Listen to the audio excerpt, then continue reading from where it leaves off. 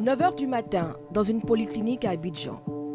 Est-ce que vous avez du fer sur vous, un métal, un bracelet, une montre? Non. Monsieur Touré, 50 ans, expérimente une nouvelle médecine pour l'aider à retrouver l'usage de ses jambes. C'est un patient qui a été victime d'un accident du travail qui a occasionné un écrasement de jambes, ce que nous appelons donc un crush syndrome, qui est une indication formelle de la médecine hyperbare. Ce que nous allons faire, c'est de lui apporter de l'oxygène à haute pression, dans le but de régénérer le membre qui a été endommagé, qui a été écrasé. Mais avant, port obligatoire d'un bracelet isolant pour éviter des malaises pendant le traitement qui se fait à l'intérieur de cette machine futuriste, en caisson hyperbare. Si vous avez mal à l'oreille droite, qu'est-ce que vous faites? Parfait. Si vous avez mal à la poitrine, qu'est-ce que vous faites? Si vous avez le vertige, qu'est-ce que vous faites? D'accord, parfait. La séance démarre. Pendant près d'1 heure, le médecin règle la pression de l'oxygène. Dans le cas de ce patient, le volume d'oxygène sélectionné est dirigé vers le pied malade pour une cicatrisation plus rapide. Le patient nous a fait le retour qui sent des picotements. Et ça, c'est très bon signe pour nous, parce que ça veut justement dire que les nerfs commencent à réagir, que les vaisseaux commencent à s'ouvrir. Avoir un tel appareil dans le plateau technique va permettre d'aller plus vite dans les soins, va permettre donc d'avoir des résultats beaucoup plus probants et va permettre donc d'améliorer la qualité de vie des patients. Cet appareil a été acquis à hauteur de 100 millions de francs CFA. C'est le premier caisson de médecine hyperbare de la Côte d'Ivoire et de la sous-région. Il n'est pas la seule innovation venue renforcer le plateau médical à Abidjan. Coroscanner pour explorer les vaisseaux du cœur. Radiothérapie pour traiter les cancers ou encore échographie 3D pour découvrir son bébé avant même sa naissance. Des avancées rendues possibles par l'acquisition et le déploiement de matériel de pointe, à coût parfois de milliards. Des innovations concentrées aujourd'hui dans quelques établissements et réservées à une minorité de patients.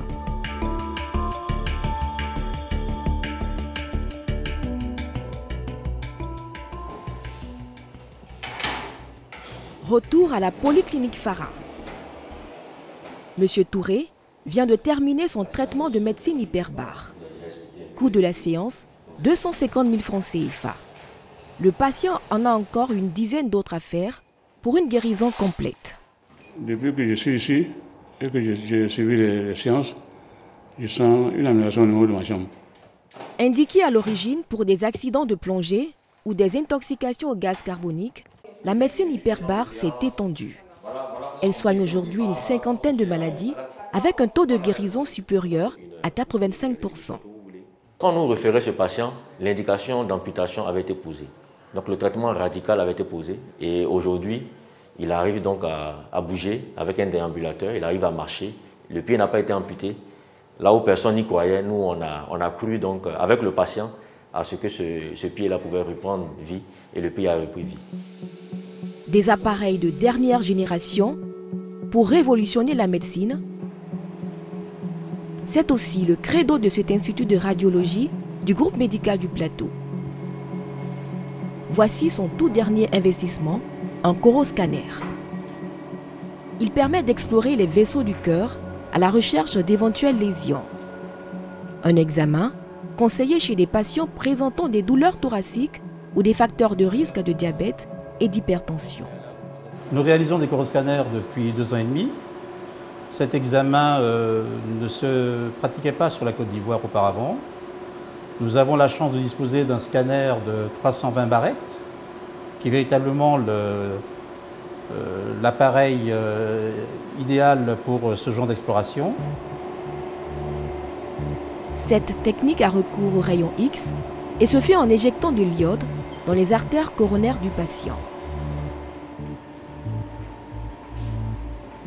Quand il est sûr d'avoir des images nettes et une bonne fréquence cardiaque, le radiologue donne le feu vert. Je pense qu'on peut lancer l'injection pour du contraste. Une douzaine de secondes suffisent pour l'examen du coroscanner.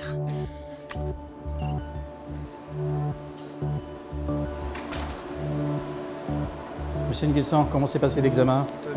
Très bien, ça va? La force de ce scanner coronaire de 320 barrettes c'est qu'il permet une analyse complète et précise des vaisseaux en une seule rotation. Cet équipement d'origine japonaise serait le plus performant en Afrique de l'Ouest. Un appareil que l'Institut a acquis à prix d'or. Vouloir faire bénéficier aux patients d'une imagerie de qualité, d'un plateau technique performant, est un véritable enjeu, car il nécessite d'acquérir du matériel aux technologies avancées, donc coûteuses. Sur ce point, la direction du groupe a confirmé ses ambitions en investissant plus d'1 milliard de francs CFA pour acquérir le scanner 320 barrettes.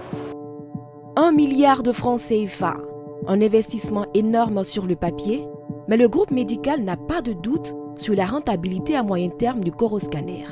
Avec un coût pour le patient de 250 000 francs CFA la séance, le seuil de rentabilité de la machine se situerait à 4 000 séances.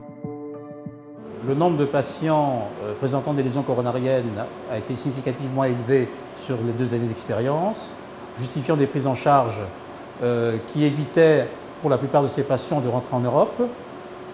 Donc finalement, au prix d'un développement de l'activité, je pense que le jeu en vaut la chandelle. Place à présent au résultat du patient. Sur ce moniteur, sa silhouette cardiaque est reconstituée en 3D, puis les images sont traitées grâce à des logiciels. Pour le patient de 43 ans, rien à signaler. Ce n'est pas le cas d'un autre patient qui, quelques jours auparavant, a vu le coroscanner lui sauver la vie en décelant lors d'une visite de routine des lésions. On peut dire qu'il a eu beaucoup de chance car cet examen a été réalisé à titre de bilan systématique, sans aucun signe d'alerte, sans douleur thoracique, sans anomalie du bilan biologique. Donc effectivement, le coroscanner a été déterminant dans sa prise en charge thérapeutique. Il n'y a pas que le privé qui investit dans la santé.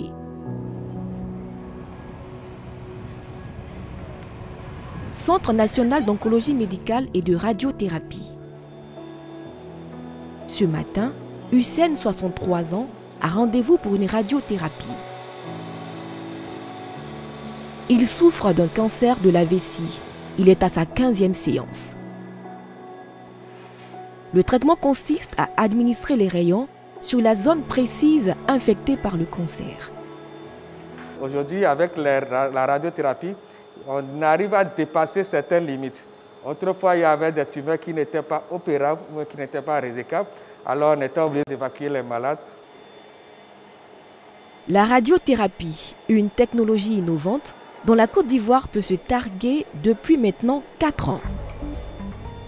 Objectif, faire face au fléau du cancer. Près de 20 000 nouveaux cas en 2020 et 11 000 décès dans le pays. Grâce au développement de la radiothérapie, plus de 1000 évacuations de patients à l'étranger ont été évitées. Parmi les malades, certains ont pu bénéficier de subventions de l'État à hauteur de 252 millions de francs CFA depuis l'ouverture du centre. Dès qu'on m'a examiné, on m'a proposé le Maroc ou l'Algérie. Or, à Abidjan, il y a un service qui fait exactement la même chose, même mieux. Donc, j'ai préféré le faire ici et je suis très content. Pour ces différents traitements, Hussein a déboursé la somme de 3,5 millions de francs CFA. Moins du triple de ce qu'il aurait pu dépenser en se rendant dans un autre pays. Afin de protéger le personnel soignant, le traitement se poursuit ici, dans la salle de commande, d'où les rayons sont envoyés. Un mécanisme de régulation. Lorsqu'on envoie les rayons, ces rayons détruisent l'ADN. Enfin, ils cassent l'ADN de la tumeur. La conséquence, c'est que les cellules cancéreuses finissent par mourir. C'est le mécanisme. 13 milliards de francs CFA ont été investis pour la création du centre de radiothérapie avec l'achat des différents équipements. La radiothérapie traite 70% des cancers avec des résultats encourageants. Mais elle n'est pas la seule innovation du centre. Bonjour, ma fille. Comment ça va aujourd'hui? C'est bien. Le queue chevelu est moins gras que la dernière fois. Il est plus sain et on voit que les cheveux... Dans cette cabine, cette dame, en rémission d'un cancer du sein, bénéficient de soins comme la trichologie, des soins d'accompagnement totalement gratuits. Alors, vous savez que le traitement du cancer entraîne souvent des répercussions sur l'aspect physique du patient, tant sur les cheveux que sur le corps. Et aujourd'hui, avec cette cabine socio-esthétique, les soins que nous faisons, notamment celui de la trichologie, va permettre donc pendant le traitement du cancer à pouvoir redonner une vivacité aux cheveux. La cabine onco-esthétique en cancérologie est la première de ce genre en Côte d'Ivoire et en Afrique de l'Ouest. Je peux vous dire aujourd'hui que pour la Côte d'Ivoire également, on peut dire que le cancer n'est plus un drame possible. Notre objectif, c'est de rester à la pointe et de rester un centre de référence au niveau. Direction maintenant l'hôpital mère-enfant de Bingerville où là aussi, de nouvelles techniques médicales sont expérimentées. Bonjour, madame. Ce matin, Dr Kourouma réalise une hystéroscopie, une chirurgie mini-invasive qui consiste à visualiser l'intérieur de l'utérus dans le but de déceler d'éventuelles anomalies. La jeune patiente de 31 ans tente depuis 7 ans de devenir maman. Elle est venue nous voir pour ce projet parental et on a dit stop, on va faire le point pour voir qu'est-ce qui ne marche pas. Et au cours de l'exploration, on a découvert qu'elle a des fibromes. Et là, on s'attaque aujourd'hui au fibrome de type 3 qu'elle a. C'est un fibrome qui se développe une partie à l'intérieur de l'utérus. Première étape, nettoyer la cavité utérine avant d'introduire l'hystéroscope, une mini-caméra. Et on est juste un peu embêté par ça. C'est même un type 3 que je vais juste raser un peu là-dessus. Vous voyez le fibrome là? Un fibrome bénin est décelé. Il faut l'éliminer afin d'avoir une belle muqueuse capable d'abriter un embryon. Une quinzaine de minutes et l'examen réalisé sous anesthésie générale est terminé. C'est une intervention révolutionnaire. Elle a révolutionné la chirurgie gynécologique de la femme. Donc on peut venir enlever les fibromes le matin et retourner chez soi à la maison. Le médecin va procéder à un examen complémentaire, la cœlioscopie. Cette technique permet de visualiser les organes à l'intérieur de l'abdomen, notamment les trompes utérines. Ici, avec l'ovaire, elle est un peu rétrécie par ici, au milieu là. Mais cette partie de la trompe, c'est pas normal. D'accord? L'infection, on a une certitude qu'il faut qu'elle parte en fécondation in vitro. Et pourquoi? Pourquoi? Parce que la trompe qui lui reste n'est pas de bonne qualité. L'hôpital reçoit chaque semaine une dizaine de patientes pour ces chirurgies de pointe, avec l'espoir de les aider à donner la vie.